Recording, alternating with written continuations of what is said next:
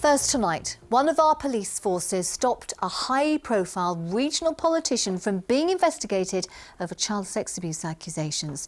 Well, that's the damning conclusion of a long inquiry into how the authorities handled the case of Greville Janner. Well, he first became an MP in Leicester back in 1970. Highly respected, he went on to become a Lord in 1997. But already there were accusations of appalling crimes against children.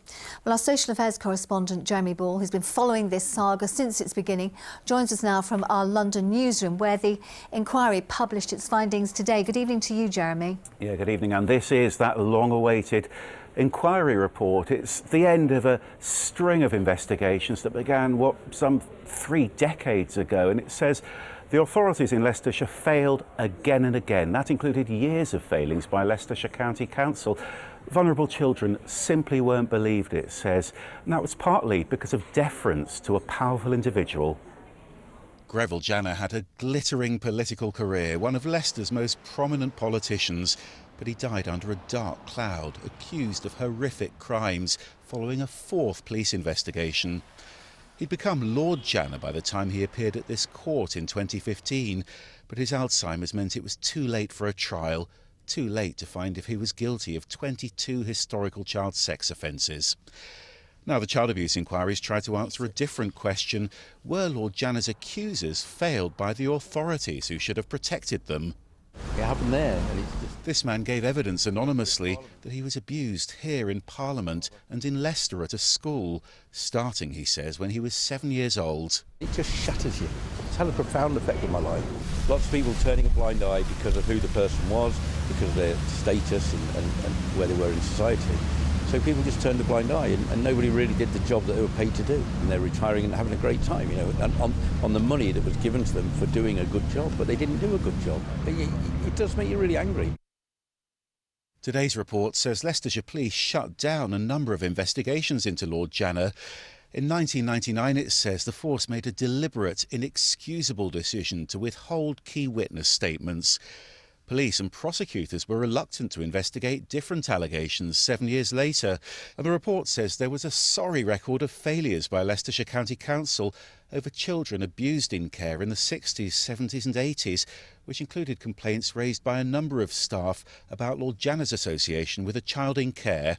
Any crime that's reported needs to be properly followed up, but one of the most heinous crimes you can imagine is sexual abuse against children, and to withhold evidence and not to follow up in evidence, to disregard the evidence given to you because you think children in care are not going to be taken credibly, is, in my view, a complete failure to do your job.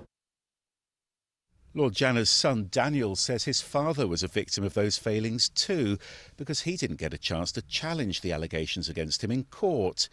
Mark accepts there was no conspiracy, but the pain, he says, is still there. I just really hope things have changed.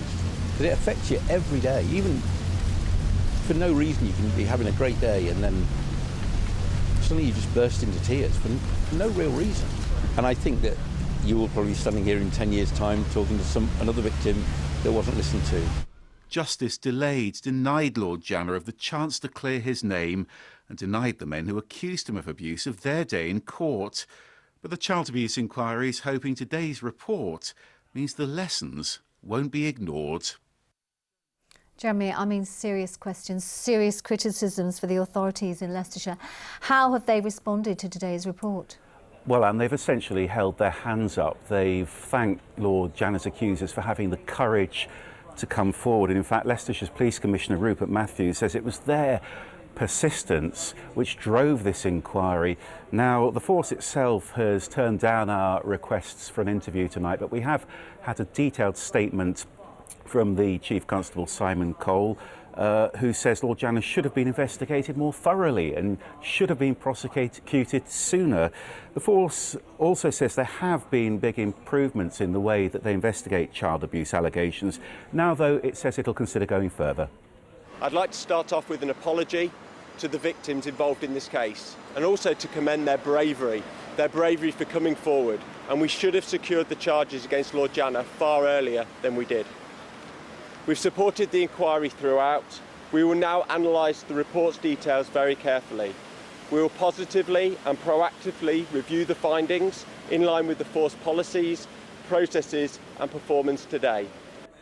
And any reactions or comments from anyone else today, Jeremy? Yes, and a similar apology tonight from Leicestershire County Council. Their leader, Nick Rushton, says they failed in the past. They failed to keep children in their care safe. But he says there have already been huge improvements to protect young people in Leicestershire. The Crown Prosecution Service, they've acknowledged failings too, saying it's a matter of sincere regret that these allegations against Lord Janner were never put before a jury. Worth saying too that today's report didn't find any evidence of a cover-up, but the inquiry's spokesman told us that doesn't make these failings any less serious. OK, Jeremy, thanks very much indeed.